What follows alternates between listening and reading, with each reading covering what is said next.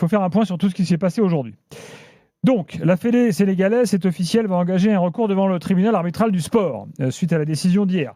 On a eu un communiqué du gouvernement sénégalais, l'État sénégalais, qui nous dit, écoutez bien, je cite, le gouvernement du Sénégal exprime sa consternation.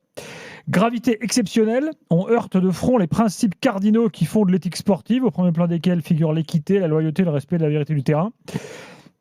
Et là, le gouvernement sénégalais demande officiellement, écoutez bien, l'ouverture d'une enquête internationale indépendante pour soupçon de corruption au sein des instances dirigeantes de la CAF. Ils vont loin quand même, le gouvernement sénégalais. Là-dessus, Nicolas Pelletier a joint le secrétaire général de la Fédération sénégalaise, qui apporte quelques précisions. Parce qu'en fait, hier, avant que le jury d'appel ne rende sa décision, évidemment, il y a eu des audiences. Le Maroc s'est exprimé, le Sénégal s'est exprimé, et en fait, les Sénégalais expliquent ce qui s'est passé, ils ne sont pas contents. Le secrétaire général de la Fédé dit, on nous convoque à 7h. On nous dit, bon, c'est décalé à 9h. Ok, la présidente ouvre la séance, elle demande au Maroc de donner ses explications, les moyens de l'appel, et après on nous dit, ok, c'est à vous. On s'explique. Après on nous dit, attendez le Sénégal, vous sortez, on vous met en salle d'attente, on reviendra plus tard. Et là, on attend 1 heure, on attend 2 heures. Il ne se passe rien. J'appelle la présidente du jury d'appel. Elle nous dit, ah ben non, mais c'est fini depuis un moment. Ah ben vous ne l'avez pas entendu dans la visio. Ah ben désolé, mais c'est terminé. Au revoir, messieurs, dames. Donc là, les Sénégalais disent, mais c'est quoi cette histoire? Bon, ils se plaignent. Donc notre conseiller n'a même pas pu plaider, explique la Fédé sénégalaise. La seule question posée aux deux parties, c'est qu'est-ce que vous pensez de l'article 82, le fameux article dont on parlait hier. Et là, attention Charles, le Sénégal dit, l'article 82, il vaut rien, parce que c'est le code disciplinaire qui est une autre, comment dirais-je, un autre corps de loi, en quelque sorte, qui s'applique dans la hiérarchie des normes, disent les Sénégalais. Et ça va devenir le point d'attaque des Sénégalais qui va se défendre donc devant le TAS avec ce code qui remet en question la fameuse loi 82 d'hier. Donc le code disciplinaire de la CAF, il dit dans les faits que en cas d'infraction mineure, quand un joueur sort du terrain et que c'est considéré comme une infraction mineure, eh bien on ne peut pas donner match gagnant à l'autre équipe. Donc bon, là, ouais, ça va y avoir argumentaire juridique des deux côtés. Je finirai en vous disant, parce que c'est quand même une question, est-ce que le Sénégal doit rendre le trophée? Bon, les Sénégalais disent, les gars, pour l'instant, il est chez nous. D'ailleurs, le Sénégal, qui joue en France, un match amical, a prévu de l'amener en France pour la diaspora sénégalaise et de le montrer en mars lors d'un match amical en France. Donc, on va voir ce qui va se passer. La CAF a d'ores et déjà versé 10 millions de dollars de primes à la Fédération sénégalaise. Qu'est-ce qu'on fait de cette prime? Est-ce que le Sénégal va devoir la reverser? Qu'est-ce qu'on fait des médailles données aux joueurs? Enfin, voilà. Donc, il y a plein de questions comme ça qui se posent. Et puis, dernière petite info en passant. Hier, ça on ne l'a pas dit, mais le jury d'appel a aussi réduit énormément les sanctions envers le Maroc, vous savez, dans l'affaire des serviettes. Par exemple, Saïbari, qui avait intimidé Evan Diouf, il avait pris 3 matchs de suspension et 100 000 $ d'amende. Là, il n'a plus d'amende et il n'a plus que 2 matchs. Pareil pour la fédération qui avait pris une grosse amende réduite. Bref, donc je le glisse comme ça en passant. Donc voilà toutes les infos du jour. Pour être complet, le président de la CAF, le Sud-Africain Motsepe, Patrice Motsepe s'est exprimé aujourd'hui. Je vous propose de l'écouter et après vous saurez tout. On pourra débattre. I've been informed of the ruling by the CAF Appeals Board. J'ai été informé de la décision rendue par la commission d'appel de la Confédération africaine de football concernant l'appel du Maroc relatif au match de la finale de la CAN 2025 et j'ai précédemment exprimé ma profonde déception face aux incidents survenus lors de cette finale. L'élément le plus important est que cela compromet le travail considérable accompli par la CAF pendant de nombreuses années pour garantir l'intégrité, l'éthique et la crédibilité des résultats de nos matchs de football. As well as credibility of the results of our football matches. Alors en fait, il dit j'ai pris connaissance parce que le jury d'appel est évidemment indépendant. Voilà.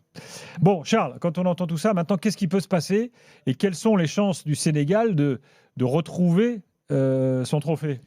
En fait, ce qui peut se passer, c'est très clair. Maintenant, il n'y a plus qu'une voie de recours, c'est le tribunal arbitral du sport. Donc ça, au moins, il y a un point qui est clair là-dessus. Il n'y a pas de débat. Dès que le Sénégal va se voir notifier la décision, parce que sur le site de la CAF, on a vu uniquement le communiqué de presse, donc c'est pas la décision motivée, etc. Donc normalement, ils doivent attendre de Oui, il y recevoir a quelques jours de délai. voilà, cette décision motivée. Il y a un petit délai qui leur est imparti pour saisir le TAS, et puis après, le TAS se réunit. Donc le TAS, je ne sais pas si effectivement c'est sans doute plus connu qu'au moment où j'avais fait ma thèse, comme tu l'as rappelé, mais tout le monde ne connaît probablement pas. Donc c'est une juridiction arbitrale internationale qui juge en gros en dernier ressort les litiges concernant quasiment tous les sports, Il pas se trouve uniquement où le foot. Alors il se trouve à Lausanne en Suisse. Et il y a qui dedans? Et alors en fait il y a une liste, c'est-à-dire que dans chaque affaire qui est soumise au TAS, il y a un choix d'arbitre. Donc il y a à peu près, c'est une liste qui est communiquée, qui est ouverte sur Internet, sur le site du TAS.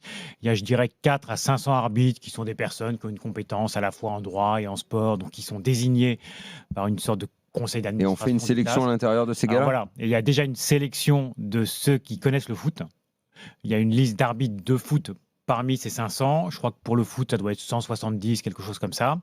Et en fait, l'idée, c'est que chaque partie au litige, donc la fédération sénégalaise, Et la fédé la marocaine? CAF et la fédération marocaine, parce qu'en fait le Sénégal va diriger son recours pas contre le Maroc mais contre la décision Ouais. de la CAF. Ouais. Donc chaque partie choisit son arbitre librement sur la liste. Sur le panel des 170, Exact. chacun va en prendre un. Exactement. Et ensuite, Mais ça va pas être 1-1, il doit y en avoir un troisième. alors justement, une fois que chacune des parties aura désigné son arbitre, il y a un administratif en fait du TAS qui choisit le président de la formation arbitrale, puisqu'évidemment, comme il faut que ce soit en nombre impair. Faut qu'il y ait pour 2-1, permettre- quoi. Exactement, faut qu'il y ait 2-1. Parfois, alors théoriquement, il pourrait y avoir un arbitre unique. C'est théoriquement possible.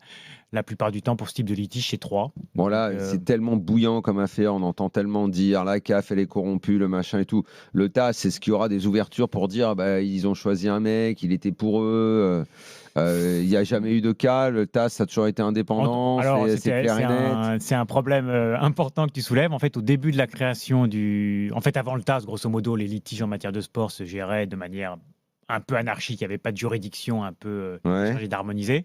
Le TAS a été créé dans les années 80 sous l'impulsion de Juan Antonio Samaranch, et pendant un petit bout de temps, il était financé grosso modo par le CIO, c'est-à-dire indirectement par les fédérations internationales. Donc tout ça avait été soumis à une juridiction suprême qui est le tribunal fédéral. En gros, il pouvait y avoir des trucs louches. En tout Mais cas, plus on maintenant. disait le mode de financement est un Mais plus peu maintenant. opaque, etc. Maintenant, ça a gagné ses galons de juridiction Ouais, et indépendante. alors maintenant, voilà. avec ton expérience, tu vois ce cas-là, qu'est-ce qui peut ressortir? Alors, Le Sénégal va perdre le trophée ou pas? Je pense en fait que mon expérience et l'expérience de tous ceux qui connaissent bien cette jurisprudence, d'une certaine manière, elle ne sert à rien, parce qu'on est vraiment face à ce qu'on appelle un cas d'école, c'est-à-dire qu'on n'a jamais eu... Il y a déjà eu quelques Mais il y cas... a eu des cas un peu, Oui. tout le monde a... Oui, il y a eu un cas de... Oui, mais alors, à ce niveau sportif, c'est une première mondiale. Une grande finale Oui. avec un cas comme ça ça. vaut pas le cas du Riyad Alors, Gaza. Non, il y avait un cas, c'était Tunis, effectivement. Oui, Kazan, Espérance, Tunis contre le WAC, je l'ai raconté une hier. finale, ouais. c'est ça, d'une compétition quand Finale même. de Ligue des Champions Ça, on africaine. considère que ça n'a rien à voir. Mais il y avait quand même, à mon sens, deux grandes différences. La première, et c'est, je pense, là, tout le débat sur cette affaire, c'est que je crois que c'était Kaza qui avait quitté le terrain, si ma mémoire est bonne.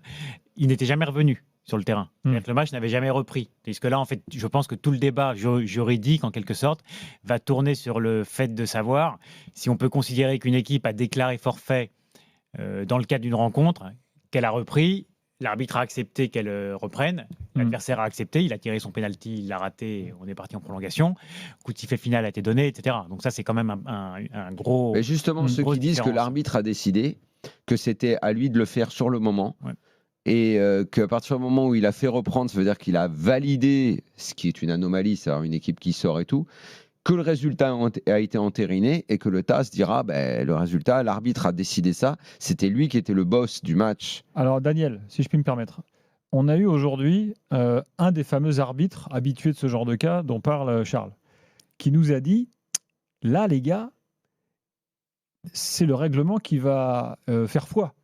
Et là, en l'état, il dit, pour ce que j'en vois moi, nous a dit cet arbitre, en fait, c'est le respect du règlement qui doit primer. Mais ça, je et l'ai donc, dit, ça je va l'ai dans le dit sens dès du hier Maroc. soir. Je l'ai dit Ça va dans le dès sens hier du soir, Maroc. ça. Je l'ai dit dès hier soir. Sauf que les Sénégalais, vous avez compris, je l'ai expliqué, eux, ils sortent un autre corpus de règles, donc en disant, ce corpus-là, il prend le dessus sur les règles de la CAF. Moi, je pense le fameux code disciplinaire. Ce que dit Daniel est assez juste. Enfin, c'est vrai que si on lit le règlement comme ça, on peut se dire ils ont quitté le terrain sans l'accord de l'arbitre. En même temps, je trouve que c'est un peu ce que je voulais dire. C'est tellement inédit comme cas que je pense que le TAS peut habiller juridiquement sa décision dans les deux sens. On peut tout à fait dire point barre, ils ont quitté le terrain, c'est terminé. Comme on peut dire, j'ai quand même relu l'article, il est indiqué qu'il faut quitter pour être considéré comme disqualifié, il faut quitter le terrain sans l'accord de l'arbitre. Ce qui a été le cas. Alors, ce qui est le cas, mais en même temps, l'arbitre ne leur dit pas, je pense, sur les images, attention, si vous partez, vous êtes... Pardon, il donne pas l'accord, l'arbitre. Oui, mais en les laissant revenir, il considère, c'est pas stupide. Après, les avocats plaident des choses plus absurdes. Oui, bien sûr, ça va vraiment être un jeu de plaidoirie. Et les Marocains auraient pu, s'ils avaient, avec une attitude vraiment parfaitement cohérente, ils auraient pu dire dès le départ, ils ont quitté le terrain. Nous, de toute façon, on ne reprend pas le match, on considère qu'on a gagné. Mais là, ce qu'ils vont dire, c'est que le cas est tellement unique que, en fait, ils ont été surpris. Oui, tout ça. Plus personne n'avait aucun sang-froid de tous les côtés. L'arbitre n'a probablement jamais vécu ça et ne s'attendait jamais à vivre ça, donc sa réaction est difficile à interpréter. Ouais. Les joueurs marocains, idem, et les Sénégalais, pareil. Donc, vu que ce sont des situations inédites que personne n'a vécues, on va se mettre derrière la règle. Et la règle, elle est claire et nette, la règle. Alors, cette règle, effectivement, de l'article 82, elle est assez claire. Sauf qu'encore une fois, il y a quand même eu un coup de sifflet final. Donc, moi, je suis pas tout à fait moi, c'est là. formel. Pour moi, c'est là qu'il peut y avoir moi, c'est ça le débat. Le match reprend. Le Maroc accepte de tirer son pénalty. Ouais. Entre la fin du temps réglementaire et des prolongations, ils ne posent pas de réserve, ce qu'on voit parfois dans certains matchs. Hein. Bien sûr. Même si ça se c'est vrai qu'ils ont manqué de lucidité là-dessus quand même. Bon, j'apporte un argument. Ouais. Moi, je suis sénégalais. Je dis, mais attendez, heureusement qu'on reprend le match. Vous imaginez le risque en tribune là, le risque énorme qu'il y avait si jamais tout s'arrêtait. Ça rentre dans la décision du Donc TAS, en fait, on a été finalement, ok, il y a eu un coup de sang, mais on a été, on va dire, pragmatique et responsable, et on est revenu pour jouer. C'est un élément de contexte. Et en fait, tous les éléments de contexte peuvent. Non. Après, je pense que. Moi, j'ai une question qui me taraude depuis hier. Le précédent que tu peux créer. Ouais. Est-ce que le tribunal arbitral du sport, je sais que c'est un coup de tonnerre, que c'est un truc de malade de retirer un trophée, surtout 2 mois après. Tout ça, c'est le contexte de la CAN, avec toute la passion qu'il y a, ça rend fou complètement. Mais si vraiment on essaye, et c'est très difficile, un peu de sang-froid, si le TAS dit « Ok, le Sénégal a gagné », et que donc au bout d'un processus juridique qui va jusqu'au TAS, qui est la dernière des juridictions, on dit qu'une équipe a pu quitter le terrain pendant un quart d'heure, revenir et gagner le match, mais demain, tout le monde le fait, quoi. Alors, déjà, on va le revoir, ce truc-là. Il faut bien avoir aussi conscience. Et on l'a revu en Turquie ce week-end, et certains disent que ce qui s'est passé en Turquie a probablement motivé, parce qu'on s'est dit, ça veut dire que d'autres vont le faire et qu'il faut tout de suite mettre fin à ça, pour que ça serve d'exemple. Alors après, moi, j'entends que 2 mois après, c'est la mascarade pour le foot africain. Tout ça, j'entends tous les arguments. Mais je parle le point juridique. Qu'est-ce que tu en penses ? J'entends. Après, je pense qu'il faut aussi avoir en tête que le TAS pourrait aussi trouver une solution un peu intermédiaire. Parce qu'en fait, quand il est saisi d'un dossier comme celui-là, il a ce qu'on appelle en droit un pouvoir de plein examen. C'est-à-dire qu'il rejuge tout et il fait ce qu'il veut. Donc sa marge de manœuvre ne se limite pas à dire le Sénégal conserve son trophée où le Sénégal est destitué, c'est le Maroc qui a gagné. Il peut, par exemple, alors il pourrait en théorie, je pense qu'il ne le fera pas parce que ce serait inorganisable, il pourrait faire rejouer le match, il a le droit de le faire. Moi, je trouve que ce n'est pas une solution débile. Hein. Et il peut aussi dire, par exemple, on homologue le résultat parce que le match est allé à son terme, pour des raisons d'équité sportive, ce qu'on veut, etc. Mais on suspend le Sénégal pour la prochaine CAN ou les 2 prochaines CAN. C'est possible aussi. Dans un instant, on va accueillir Hicham au 32-16. C'est possible que ça sorte ça. Ça peut être une solution parce qu'au moins, tu envoies un message que tu ne peux pas faire ça. En fait, le message qui est important, c'est on ne peut plus assister à un truc pareil. Mais effectivement, ce serait délirant de retirer le trophée maintenant. Ça n'aurait presque pas de sens. Donc je pense une solution médiane, c'est peut-être la solution un peu sage en fait. On parlait tu disais juridiction ultime. En fait, c'est pas le cas. Parce que ce qui se passe au TAS est susceptible d'être sujet à appel. Tout à fait. Auprès du tribunal fédéral suisse, qui là est la plus haute instance judiciaire en Suisse. Tribunal fédéral, mais pourquoi Parce que c'est en Suisse. Oui, donc pourquoi ça dépend de la juridiction suisse. Pourquoi chez les Suisses forcément? Parce qu'ils sont neutres. Pourquoi chez les Suisses, c'est le siège de toutes les fédérations? Oui, voilà, c'est ça. Ouais. Et en fait, il y a 6% seulement des décisions rendues par le TAS qui font l'objet d'un recours auprès du tribunal fédéral suisse. Donc, bon, c'est pas beaucoup. Hicham est là. Hicham est supporter marocain. Hicham, bonsoir. Bonsoir tout le monde, comment ça va? Ça va, j'espère Très bien, j'espère qu'on t'a pas trop. Enfin, que tu as suivi tous les arguments juridiques là, qui ont été donnés. Oui. Dis-nous ce que tu penses 24 heures plus tard de tout ça, toi. Bon, déjà, tout d'abord, je suis supporter marocain et Dieu sait que j'aime énormément cette équipe. Moi, ce que je pense, c'est de la mascarade, c'est pathétique, tout ce qui est en train de se passer, ça devient n'importe quoi, ça va même super loin. Je pense qu'on devrait laisser la coupe, la CAN aux Sénégalais, on ne devrait pas aller loin comme ça sert vraiment strictement à rien parce qu'on donne une mauvaise image du continent africain, on donne une mauvaise image de la Coupe d'Afrique des Nations. Et quelle image on va donner, quel message on donne. Donc c'est. Toi, ce que tu dis, Hicham, c'est que ce que tu aimerais finalement, si je te comprends bien, c'est qu'en gros, la Fédé marocaine dise c'est bon, stop, on va pas plus loin, que le Sénégal garde sa coupe. Tu aimerais ce geste un petit peu classe de la part de la Fédé marocaine?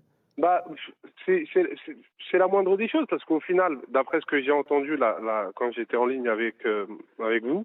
D'après ce que j'ai entendu, ça risque de durer. Il y a un truc qu'il ne faut pas oublier, c'est que ce soit le Maroc ou le Sénégal, on a quand même une Coupe du Monde à préparer.